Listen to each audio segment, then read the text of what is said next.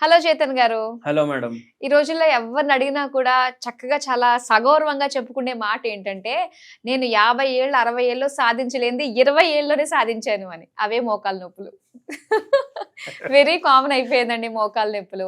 So, ఏ విధంగా దీన్ని overcome చేసుకోవాలంటారు? ముందు జాగ్రత్తలు ఏ విధంగా పాటించాలి? వచ్చిన తర్వాత హోమియోపతిలో ఎలాంటి రెమెడీస్ ఉన్నాయి, మెడికేషన్ ఉందని తెలుసుకోవాలనుకుంటున్నాం. మీరిప్పుడు సాధించిండ్రు అని చెప్తున్నారు కదా, 20 ఏండ్లకు మోకాలు నొప్పులు.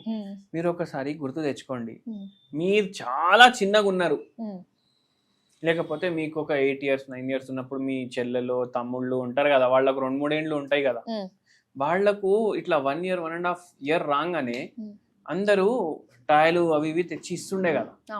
కానీ అమ్మమ్మ ఇంట్లోకి వెళ్ళి ఒక చిన్న సైకిల్ వస్తుండే పిల్లోని కోసం, అవునా కాదా? ఆ చిన్న సైకిల్ వాడు పైడలు కొట్టుకుంటా మొత్తం చుట్టూ ఇంట్లోనే తిరుగుతుండే. అమ్మ పరేషాన్ అవుతుండే, వాళ్ళ పిన్ని పరేషాన్ అవుతుండే, నానమ్మ ఏంద్రా ఎందుకు ఇచ్చిండ్రు వీనికి సైకిల్, మొత్తం దీని మీదనే తిరుగుతుండు అనేసి, అవునా కాదా? అవునవునండి. ఇప్పుడు ఆ సైకిల్ ఎవరైనా ఇస్తుండా? లేదు. ఇప్పుడు బ్యాటరీ ఆపరేటెడ్ మోటార్ సైకిల్ ఇస్తున్నారు 2 ఏండ్ల పిల్లలకి 3 ఏండ్ల పిల్లలకి. అంటే వద్దురా, నీ మోకాలు వాడుకోకు, నువ్వు నడవకు, ఇప్పుడు నుంచి అలవాటు చేసుకో.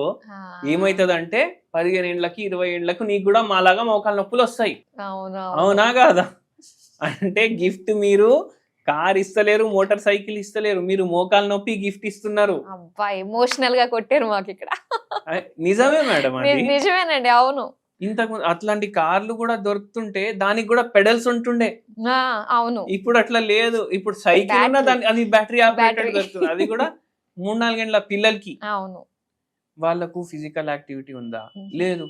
అరే నీకు నీట్ల సీట్ రావాలి, నీకు ఐఐటీల సీట్ రావాలి, ఇప్పుడు నుంచే చదువు, 5:30 నుంచి నైట్ 9:30 వరకు నువ్వు చదువుతూనే ఉండాలి, సాధించాలి ఎట్లయినా చేసి అనేసి చెప్తారు. మొత్తం రోజు పిల్లల్ని క్యాంపస్లో స్కూల్లో కూర్చోబెడతారు. అది ఒక బిల్డింగే ఉంటుంది. అంటే అది ఎట్లా ఉంటుంది అంటే, ఈ పావురాళ్లకు జాలీలు ఉంటాయి కదా, అన్ని లైన్ గా ఒక 10 దాంట్లో కూడా 10 ఫ్లోర్లు ఉంటాయి కదా, ఆ బిల్డింగ్ కూడా అట్లనే ఉంటాయి.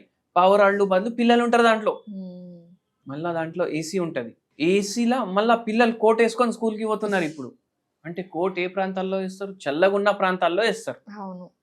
వేడి ప్రాంతంలో కోట్ వేపించేసి వానికి ఏసీలో కూర్చోబెడితే ఏమైతుంది? బొక్కలు మెత్తబడిపోతాయి, ఆస్టియోపీనియా అవుతుంది. ఏసీ ఫుల్ 18 మీద 19 మీద 20 మీద పెట్టేసి కూర్చుంటారు.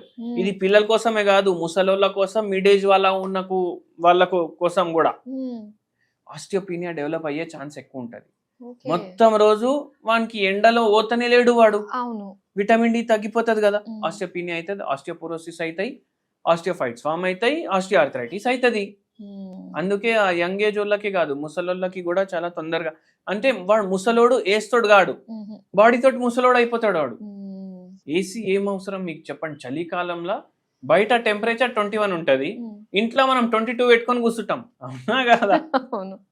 ఏం లాభం చెప్పండి మీరు? అరే లేదు పొల్యూషన్ వస్తుంది, మొత్తం కిటికీలు బంద్ చేయి, అన్ని బంద్ చేయి, వెంటిలేషనే ఉండదు. అదే బయటికి పోయిన గాలే మళ్ళీ పీల్చుకుంటా కూర్చుంటాం, ఏమైతుంది? ఆటోమేటికలీ బోన్స్ కి ఎఫెక్ట్ అవుతుంది. ఇప్పుడు డెలివరీలు అవుతాయి కదా, నార్మల్ డెలివరీ ఒకటి ఉంటది, సిజేరియన్ ఒకటి ఉంటది. నార్మల్ డెలివరీ మొత్తం దేశంలో అన్నిటికన్నా తక్కువ ఏదైనా రాష్ట్రంలో అవుతున్నాయి అంటే మన రాష్ట్రంలోనే అవుతుంది. చాలా తక్కువ. మళ్ళీ అది సిజేరియన్ చేపించుకుంటారు. సిజేరియన్ చేపించుకున్నాక మళ్ళా వాళ్ళకు తర్వాత ఏంది పరేషాని, ఏదో ఒకటి ఎపిడ్యూరల్ వల్ల ఒక్కొక్కసారి నడుము భాగంలో కూడా నొప్పి స్టార్ట్ అవుతుంది. వాళ్ళకు మళ్ళా ఫిజికల్ యాక్టివిటీ కొందరికి ప్రాబ్లం అవుతుంది. సిజేరియన్ వల్ల జనరల్గా ఏం ప్రాబ్లం కాదు, కానీ చాలా తక్కువ కేసుల్లో అది కూడా ఆస్టియో ఆర్థరైటిస్ లాగా ఫ్యూచర్లో అవ్వచ్చు. మళ్ళీ ఫైబ్రాయిడ్ అయ్యే ఛాన్సులు ఎక్కువ అయిపోతాయి వీళ్ళకు. గర్భసంచిలో ఫైబ్రాయిడ్ అయ్యే ఛాన్సులు ఎక్కువ అయిపోతాయి. ఫైబ్రాయిడ్ అయితే వాళ్ళు చాలా మంది గర్భసంచిని తీపించుకుంటారు. గర్భసంచి తీపిస్తే ఏమొస్తుంది? మళ్ళీ ఆస్టియో ఆర్థరైటిస్ అయ్యే ఛాన్సెస్ పెరిగిపోతాయి కదా. అట్లా కూడా చాలా మందికి అవుతుంది. ఇప్పుడు ఒక పేషెంట్ వచ్చారు, 48 ఏండ్లు పేషెంట్ కి, ఫీమేల్ పేషెంట్. వాళ్ళ ఆయన చనిపోయి 4 ఏండ్లు అవుతుంది. ఎట్లా అంటే క్యాన్సర్ వచ్చి చనిపోయారు. పిల్లలేమో 2 కూతుర్లు పెళ్ళిళ్ళు అయిపోయినాయి, బయట సెటిల్. ఒక ఆమె ఆస్ట్రేలియా, ఒక ఆమె యుఎస్.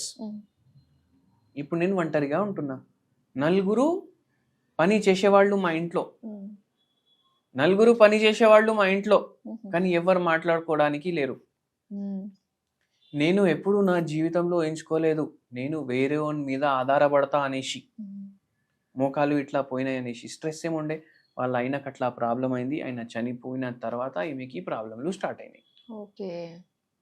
ఈడికెళ్ళి కిందికి పోవడానికి కూడా మనం లిఫ్ట్ వాడతాం, కానీ లిఫ్ట్ లేకపోతే మనకు ఆ కాన్ఫిడెన్స్ ఉంటది, నేను మెట్లు దిగేసి వెళ్ళిపోతా అనేసి. అవును. అంటే ఏం పని చేసినా మనం సెల్ఫ్ గా చేసుకుంటాం, ఆ సెల్ఫ్ గా మనకు పని చేసుకోలేకపోతాం అనేసి మనం ఎప్పుడు ఊహించుకోము. అవును. ఆ పరిస్థితి వస్తే మన ఈగో బ్రేక్ అయిపోయినట్టు అయిపోతుంది. ఈ పేషెంట్ కి కూడా అట్లనే, నేను ఎప్పుడు ఊహించుకోలేదు నా పరిస్థితి ఇట్లా అవుతుందని. ఇప్పుడు నాకు బతకాలని లేదు, ఇంకోని మీద ఆధారపడే లేదు. ఇప్పుడు ఏంది, వంటకి ఒకడు, అంత ఇల్లు సాఫ్ చేయడానికి ఒకడు, ఎవరి కోసం సాఫ్ చేయాలి, ఎవరు వస్తుండు, ఎవరు ఉంటుండు, ఎవరు చూస్తుండు, అవునా కాదా? ఇవన్నీ నేను చేసుకోవాల్సిన పనులు. ఇప్పుడు రేపేమవుతుంది, నాకు కూడా సాఫ్ చేసేటోనికి ఒక మనిషి అవసరం పడతాడు, దానికైనా ముందు నేను చచ్చిపోవాలి అనిపిస్తుంది. అలాగా అట్లా అనిపిస్తుంది. మేడం, మనం మందులు ఇచ్చినాము, మోకాలు నొప్పులు ఇంకా గ్రేడ్ 3 ఆస్టియోఆర్థరైటిస్ ఉండే వాళ్ళకు ఏమన్నారు, ఎప్పుడో ఒకసారి మీరు ఆపరేషన్ చేయించుకోవాలి. ఎప్పుడు చేయించుకుంటారు మీరు ఆలోచించుకోండి, ఒక 2 ఏళ్లకు 3 ఏళ్లకు మీ ఇష్టం, ఇప్పుడు నడుస్తుంది పని నడిపియండి. మనం చెప్పినాం సరే 2 ఏళ్ళు టైం ఉంది కదా, అప్పుడు వరకు హోమియోపతి వాడండి. 2 ఏళ్ళు ఏంది, 1 year లోనే మోకాలు నొప్పులు తగ్గిపోయినాయి పేషెంట్. ఈ రోజు వరకు ఆపరేషనే చేయించుకోలేదు. చాలా బాగుంది. అట్లా ఉంటది. మళ్ళీ మనం ఈ పేషెంట్ కి ఒక హోమ్ రెమెడీ కూడా చెప్పినాము. హోమ్ రెమెడీ ఏంది అంటే, ఇప్పుడు మీరు ఒకటి చూడండి, ఇవి చేస్తే మోకాలు నొప్పి ఆపరేషన్ పోతుంది, ఆపరేషన్ చేపించే అవసరం ఉండదు అని కాదు. మనము హోమియోపతి మందులు ఇస్తాం. ఇప్పుడు ఈ పేషెంట్ ది వెయిట్ ఎక్కువ ఉంది, కొద్దిగా షుగర్ వ్యాధి కూడా ఉంది, మళ్ళీ దాని తర్వాత మోకాలు నొప్పులు ఉన్నాయి. ఇప్పుడు ఇవన్నీ తగ్గాలి అంటే ఈ పేషెంట్ కి మనం ఏం చెప్పినామంటే జిన్సెంగ్ టీ తాగండి అని చెప్పినాం. ఓకే. జిన్సెంగ్ టీ అంటే ఏమవుతుందంటే, జిన్సెంగ్ టీ తాగితే మనిషి యంగ్ అనిపిస్తాడు అనేసి అనుకుంటారు. ఏంది, అది ప్రూవ్ అని. అది అంటే 40 ఏండ్లోడు 30 ఏండ్లు కనిపిస్తాడు, 10 ఏళ్ళు తగ్గిపోతుంది. అందుకే యాక్టర్లు, మోడల్ వాళ్ళు చాలా ఇది తాగుతారు. ఓకే. ఇది ఒక టైప్ ఆఫ్ టీనే, కానీ మనం యంగ్ కనిపించడానికి తాగట్లేదు.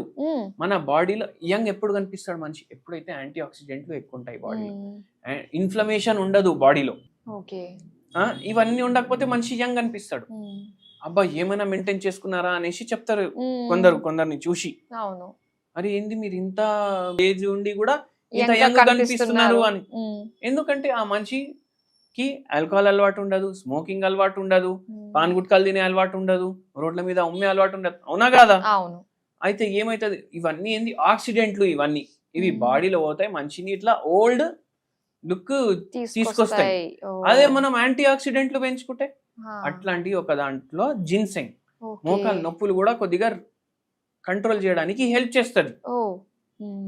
డైలీ ఒక కప్పు తీసుకోండి, మంచిగా మీకు ఇది ఉంటుంది జర. ఓకే, బాగుందండి. సో ఇందులో మనకి 2 రకాలుగా కవర్ చేశారు. యంగ్ గా కనిపించడానికి జిన్సెంగ్ టీ అండి, దాంతో పాటు మోకాలు నొప్పులు కాస్త కంట్రోల్లో ఉండడానికి కూడా తాగొచ్చు అని. సో చాలా మంచి ఇన్ఫర్మేషన్ మాకు ఇచ్చినందుకు థ్యాంక్ యూ సో మచ్ అండి.